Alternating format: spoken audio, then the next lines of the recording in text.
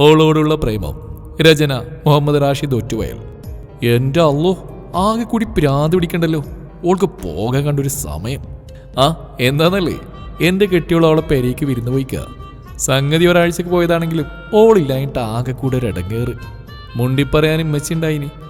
ഇന്നിപ്പോൾ ഉമ്മച്ചിൻ്റെ പെങ്ങളെ പുരയ്ക്ക് വിരുന്ന് പോയിക്കുക. അതുകൊണ്ട് തന്നെ ഓളെ കാണാൻ പൂതിയാവുന്നത്. ഏതായാലും ഓളെന്ന് വിളിച്ചു നോക്കാം എന്നും പറഞ്ഞ് ഞാൻ അവളുടെ നമ്പറിലേക്ക് ഡയൽ ചെയ്തു. ഹലോ നസ്ല.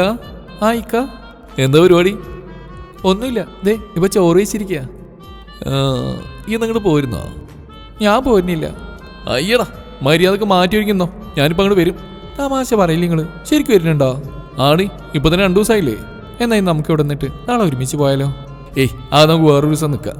ഇജിപ്പോൾ മാറ്റിക്ക്, ഞാൻ ഒരു അരമണിക്കൂർ കൊണ്ട് അവിടെ എത്തും കേട്ടോ. ആ എന്താണെക്കൊരു ഉസാറില്ലാത്ത? ഉസാറൊക്കെ ഉണ്ട്, നിങ്ങൾ വരി.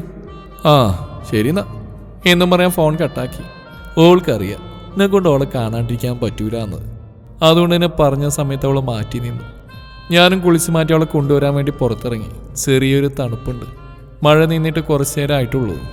ബൈക്ക് എടുക്കണോ കാർ എടുക്കണോ എന്ന സംശയം ഉണ്ടായില്ല. തിരിച്ചു വരുമ്പോൾ മഴ പെയ്താലോ, അതുകൊണ്ട് കാറിൽ കയറി. ഞങ്ങളുടെ കല്യാണം കഴിഞ്ഞിട്ട് വർഷം 2 ആവാറായി. എന്നാലും ഇപ്പോഴും എനിക്ക് അവളെ കണ്ട് പൂതി തീർന്നിട്ടില്ല. എൻ്റെ ആദ്യത്തെ പെണ്ണുകാളിൽ തന്നെ എനിക്ക് അവളെ വല്ലാണ്ടങ്ങ് ഇഷ്ടമായി. എന്തിനും ഏതിനും എൻ്റെ കൂടെ കട്ടക്ക് നിൽക്കുന്ന ഉമ്മച്ചി ഉണ്ടായതുകൊണ്ടാണ് അവളെ എനിക്ക് കിട്ടിയേ. ഇല്ലെങ്കിൽ അവിടെ ആ ഓടിയിട്ട കൊച്ചു വീട്ടിൽ നിന്നും ഒരു തരി പൊന്നോ സ്ത്രീധനോ വാങ്ങാതെ എൻ്റെ പുരയ്ക്ക് അവളെ കൊണ്ടുവരാൻ പറ്റൂലേന്ന്. ഓൾ ആദ്യമായിട്ട് കല്യാണത്തിൻ്റെ അന്നാ എൻ്റെ വീട് കാണുന്നത്. ആ കൊച്ചു കുടിയിൽ നിന്ന് ഇത്രയും വലിയ മണിമാളിക കിട്ടുമെന്ന് ഓള് സ്വപ്നത്തിൽ പോലും കണ്ടിട്ടില്ലെന്ന് അന്നോളുടെ മുഖത്തുനിന്ന് ഞാൻ മനസ്സിലാക്കിയിരുന്നു. എനിക്ക് സങ്കടം വരുന്ന ഒരു വാക്ക് പോലും ഇതുവരെ കേൾക്കേണ്ടി വന്നിട്ടില്ല. തിരിച്ചും അങ്ങനെ തന്നെയാണ് കേട്ടോ. എന്താ പറയുക, ഒരു വല്ലാത്ത ഫീലാണ് ഓളുണ്ടാവുമ്പോൾ. കല്യാണം കഴിഞ്ഞ് പെട്ടെന്ന് തന്നെ എൻ്റെ നല്ലൊരു കൂട്ടുകാരിയായി ഓള്. കുട്ടിയോളെ സ്വഭാവമാണ്, അല്ല കുട്ടി തന്നെയാണ്.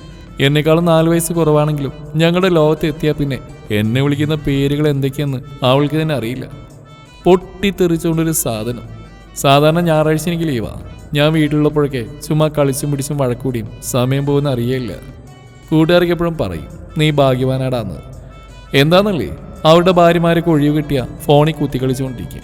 എൻ്റെ പെണ്ണിന് സോഷ്യൽ മീഡിയയോടൊന്നും വലിയ താല്പര്യമില്ലാത്തതുകൊണ്ട് എപ്പോഴും എൻ്റെ കൂടെ തന്നെ ഉണ്ടാവും. എന്ന് കരുതി ഓളൊരു പഴഞ്ചനൊന്നുമല്ല കേട്ടോ. എല്ലാ പെൺകുട്ടികളെയും പോലെ റെയ്ഡ് എന്ന് പറഞ്ഞാൽ ഓൾക്കന്ന് പെരുന്നാളാ. വീട്ടിൽ കാറുണ്ടായിട്ടും സത്യം പറഞ്ഞാൽ ഓൾക്ക് വേണ്ടിയിട്ടാണ് ഞാൻ ബൈക്ക് വാങ്ങിയത്. ചില ദിവസങ്ങളിലൊക്കെ റെയ്ഡ് പോകണമെന്ന് ഓളോട് പറയാണ്ട് തന്നെ രാത്രി ഓളയും കൂട്ടി കറങ്ങാൻ പോകും. ആ രാത്രികളിൽ ഓൾ ഇന്നേയും കെട്ടിപ്പിടിച്ച് ബൈക്ക് പോകുമ്പോൾ കിട്ടുന്ന സുഖമൊന്നും പറഞ്ഞാൽ മനസ്സിലാവില്ല. അങ്ങനെ ഓളെ പെരേക്ക് ഞാൻ എത്തി. അവിടെ ഉമ്മയും അളിയൻസും നമ്മളെ സ്വീകരിക്കാൻ നിൽക്കുന്നുണ്ട്.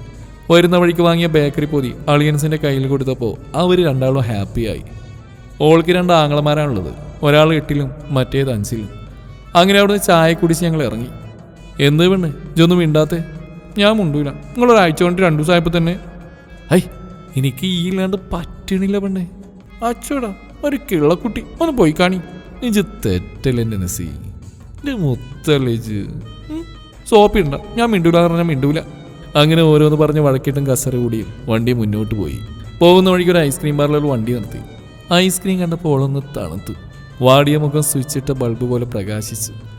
അങ്ങനെ അവിടുന്ന് ഐസ്ക്രീം കഴിച്ച് വേഗം വീട്ടിലേക്ക് വിട്ടു. അല്ല, ഐസ്ക്രീമൊക്കെ വാങ്ങിക്കൊടുത്ത് സോപ്പിട്ടില്ലെങ്കിലേ എൻ്റെ കാര്യങ്ങളൊന്നും നടക്കൂല. അതുകൊണ്ടാ. ഡീ നസി, ഇന്ന് എന്താടി വേണ്ടേ? നിന്നെ കാണാനൊരു പ്രത്യേക മൊഞ്ച്.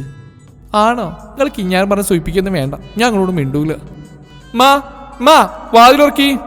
ഹാ, ഇജ്ജ് കിടന്ന് കാറുണ്ട് നസി. ഉമ്മ ഇവിടെ ഇല്ല, കുഞ്ഞോളെ വരിക്ക് പോയിക്കാണ്. എൻ്റെ റബ്ബേ, വെറുതെ അല്ല നിങ്ങൾ എന്നെ തിരിച്ചു വിളിച്ചല്ലേ?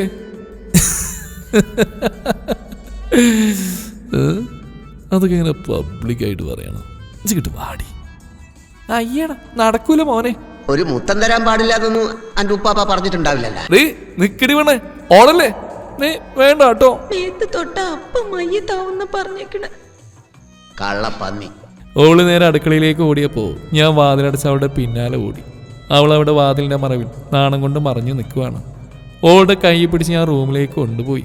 വീട് വീട് എന്ന് പറഞ്ഞ് ഒച്ച വെക്കുന്നുണ്ടെങ്കിലും ഞാൻ മൈൻഡ് ചെയ്തില്ല. റൂമിലെത്തിയപ്പോൾ ഞാൻ അവളെ അങ്ങ് പൊക്കിയെടുത്ത് കട്ടിലേക്ക് ഇട്ടു. റബ്ബേ, കാത്തോളി. അല്ല, എന്താ നിങ്ങളുടെ ഉദ്ദേശം? എൻ്റെ ഉദ്ദേശം എന്താന്ന് നിനക്കറിയില്ലേ? നിന്നെ ഇങ്ങനെ കാണുമ്പോഴുണ്ടല്ലോ എനിക്ക് കടിച്ച് തിന്നാൻ തോന്നുന്നു. ഞാനതിനെന്തോ മാങ്ങയാണോ കടിച്ചു തിന്നാൻ? ദേ ഇങ്ങനെ കുസൃതി കാണിക്കുമ്പോൾ നിന്റെ ഈ ചുവന്ന് തുടുക്കുന്ന കവിൾത്തടങ്ങൾ കാണാൻ എന്തൊരു ഭംഗിയാണെന്നറിയോ? നിന്റെ ഈ കണ്ണിലേക്ക് ഇങ്ങനെ നോക്കിയിരിക്കുമ്പോൾ ആ കണ്ണിൽ നിന്ന് ഒലിച്ചിറങ്ങുന്ന പ്രണയം കാണുമ്പോൾ നമ്മളെ തന്നെ മറന്നു പോകുക പെണ്ണേ. ഈ മനുഷ്യന് നാണമല്ല. അപ്പോഴേക്കോളും മുഖം പൊത്തി അവിടെ ഇരുന്നു. ഞാൻ അവളെ വീണ്ടും എടുത്ത് ചുമരിൽ ചാരി നിർത്തി. ഞങ്ങളറിയാണ്ട് വേറെ ഏതോ ലോകത്തേക്ക് എത്തി.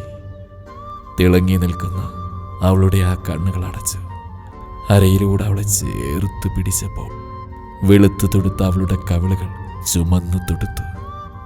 അവളുടെ നെഞ്ചിടിപ്പിന്റെ ശബ്ദം കാതിൽ മുഴങ്ങാൻ തുടങ്ങി.